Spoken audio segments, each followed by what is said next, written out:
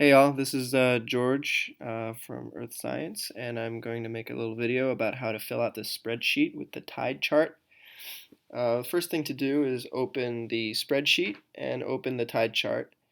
And I have a split screen like this, where I have the spreadsheet on the left and the tide chart on the right, so that you can flip back and forth without having to click any tabs.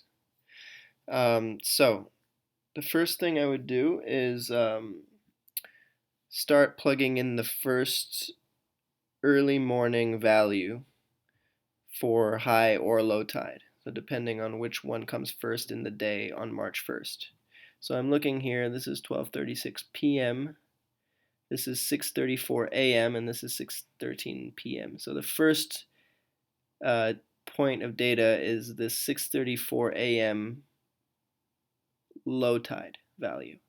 So I'm going to go here and I'm going to write March 1st at 6:34 a.m. and I'm going to write the height is 0.9.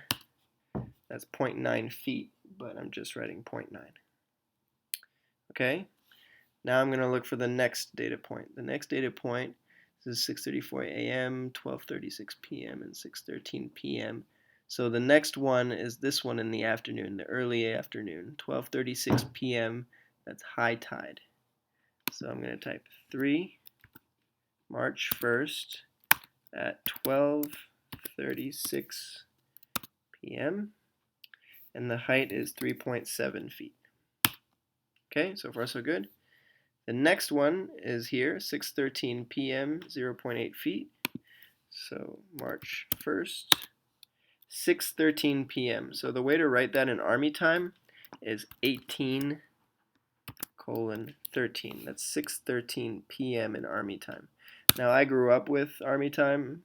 Growing up in France, they use military time a lot more often than AM and PM. So it's kind of easy for me, but I know for a lot of people it's not so easy. Um, One way to do it is you would count up from 12. So 6, if you're counting at 6 p.m., you'd go from 12, and with your fingers you'd go 13, 14, 15, 16, 17, 18. That was 6 hours that I counted.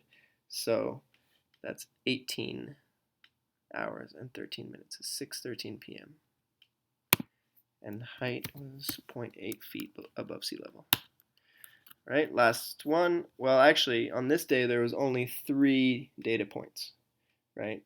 The reason for that is probably this high tide that should have gone here was a little bit before midnight, so that would have recorded as February 29th. Actually, that was the leap day. February 29th at right before midnight, probably like 11:50 something p.m. Okay, so there was nothing here. Now the next day, the earliest data point was this one, 12:38 in the morning.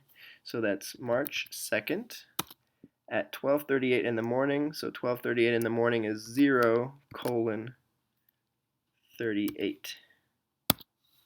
Okay, and the tide was 4.2 feet.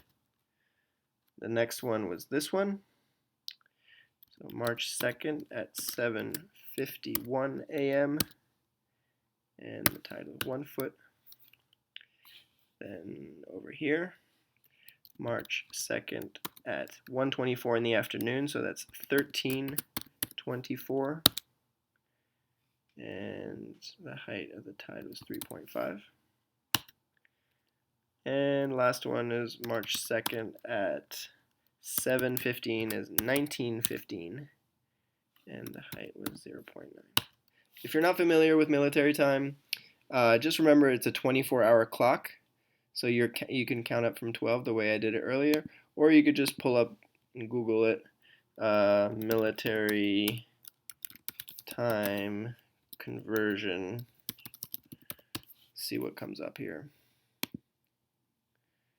Yeah, so like this. You could pull up a chart like that. Oops, didn't mean to put it there. Just Just pull it on your desktop. You can see I do this a lot, this kind of thing, where I have a lot of stuff on my desktop. That probably wasn't the best. Anyway, you get the idea. You just have this chart handy so that if you're not quite sure what 7:15 in military time is, so 7 p.m. is 1900 in military time, so it's 19:15 in military time. Okay? So, like the instructions say, you're going to fill out this chart for